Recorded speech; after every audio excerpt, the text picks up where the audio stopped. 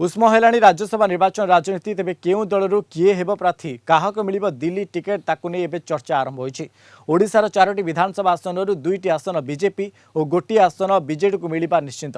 तेबे चतुर्थ आसन पई रहिछि छकापंछा। बीजेडी रो प्रथम और सुरक्षित आसन निश्चित हातेइब। ए आसन रे काहक भरोसा करिवे बीजेडी सुप्रीमो काहा उपरे आस्था प्रकट करिवे नवीन। बीजेडी रो प्रथम आसन नै दल मध्य आरंभ होईछि कल्पना जल्पना। गोटे आसन पर दल में अनेक योग्य और टाणुआ नेता रही तेणु नवीन भरोसा प्रार्थी किए हेब तांको समस्त अपेक्षा रही। तेबे श्रृंखला और दल प्रति आनुगत्य आधार में प्रथम आसन पर प्रार्थी नहीं पारती नवीन पट्टनायक। प्रथम आसन पर संभाव्य प्रार्थी मध्य दलर जातीय मुखपात्र संतृप्त मिश्र, मुखपात्र लेनिन महांती, वरिष्ठ उपसभापति देवी मिश्र और बीजेडी महिला सभानेत्री स्नेहागिन छुरिया ना आगे रही। चतुर्थ आसन पर अणराजनैतिक दल और राज्य सुनाम आनी व्यक्ति को समर्थन करने यथेष्ट संभावना रही। तेज ए बीजेपी सह बुझामणा किंबा कांग्रेस सह आलोचना करने को पड़पे। ओडिशा विधानसभा मोट आसन संख्या 147 रही। गोटे आसन जितवाई अति कम 30 जन विधायकों भोट आवश्यक रोचे।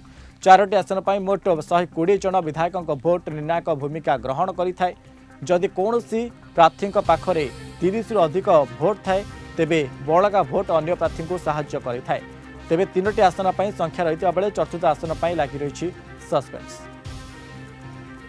सीनियर करेस्पॉन्डेंट प्रीतिकांत नायक आम सहित सीधासख लाइव जोड़ी। प्रीतिकांत, राज्यसभा निर्वाचन का ये रेस चली बीजेडी तरफ किए बीजेपी तरफ किए किसी एक प्रकार सस्पेंस भीतर रही। प्रीतिकांत, मनोज देखु राज्यसभा निर्वाचन विधिवत भाव में नोटिफिकेशन प्रकाश पाइबा परे एबे समस्त नजर रोची जे किए कौ दलरू कैंडिडेट हेबे आउ ता भितरे समस्त नजर रोची बीजेडी सभापति नवीन पट्टनायक उपरे। कारण नवीन पट्टनायक किभलिया कैंडिडेट देबे आम सहित अधिक ए संपर्क में अधिक आलोचना करबा। बीजेडी विधायक अछंती श्रीयुक्त शारदा जेना अछंती तांको सहित अधिक आलोचना करबा।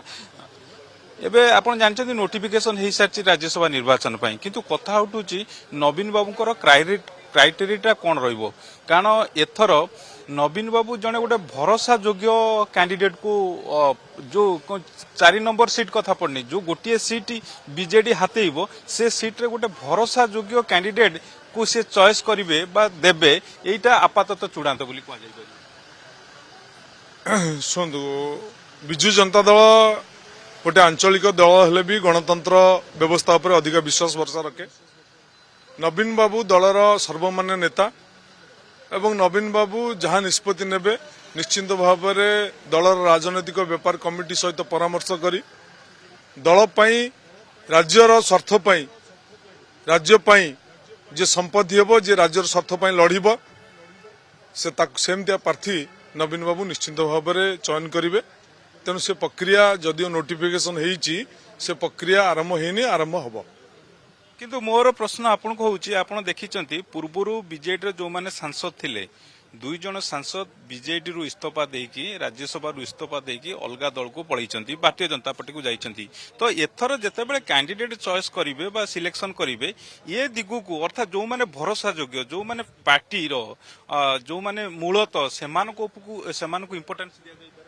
निश्चिंत भाव में से तो इम्पोर्टेंस दिज्व किंतु जो मैंने जाइंट दल छाड़ी दलरू उपकृत हो सारापर दल परिचय देलापर केबे भी तो ओडिशावासी से पसंद करूना दल भी केबे पसंद करिवो नाही किंतु से बाबद से कथाटा को दल विचार करुच्ची। सही कथा ही वर्तमान उठुची नवीन बाबू जो कैंडिडेट चॉइस करिवे बा जहां ना घोषणा करिवे सी जने से भली व्यक्तित्व होइथिबो जे जे एभली कार्य। कारण ए दिग गुडी आम देखिए 2024 निर्वाचन पर 2 जन सांसद राज्यसभा सांसद से माने दल डेइथिले ये दिग गुडी को वर्तमान गुरुत्व दबार आवश्यकता अछि। से सब पार्लियामेंट दलर राजनैतिक व्यापार कमिटी सबू कथा को विचार करके विमर्श करके नवीन बाबूकर परामर्श नहीं निश्चिंत भाव में निष्पत्ति गोटे क्वेश्चन मु आपको पाखे रखा चाहिए। गोटे आसन तो आप जितबे आपंकर विधानसभा संख्या अनुसार नंबर अनुसार गोटे आसन जितबे किंतु चतुर्थ आसन को लेकिन वर्तमान चर्चा आलोचना चली कथा उठुची नवीन बाबू अनेक समय मास्टर स्ट्रोक खेलिबार माहिर ए क्षेत्र में सेमिति किछि आपण आशा रखुचंती कि नवीन बाबू से दिगरे किछि पदक्षेप नहीं निश्चिंत भाव में आशा रखीचु एवं आमे मध्य विश्वास भरोसा रखीचु बिजु जनता दल संख्या दृष्टि जदिओ गोटे आसन निश्चिंत पाइब आमे 2टी आसन मध्य जितियार सक्षम हबु केमिति ସେଇଟା ସେଇ ତାର କ'ଣ ରହିବ आज्ञा रणनीति तो सब गोपनीय रहा उचित किंतु एतिक आप जानते राजनीति पाठ 6 दुणे 8 ओके आपण देखुले मनोज बीजेडी विधायक शारदा जेना गोटे कथा कहले राजनीतिर पाठ 6 दुने 8 अर्थात जो अंक गोटे पटे आउ हिसाब गोटे स्ट्राटेजी आउ गोटे पटे तेणु एबे ठारू काना ऑलरेडी नोटिफिकेशन हेइची किंतु नॉमिनेशन प्रक्रिया जेबेठू आरंभ होबो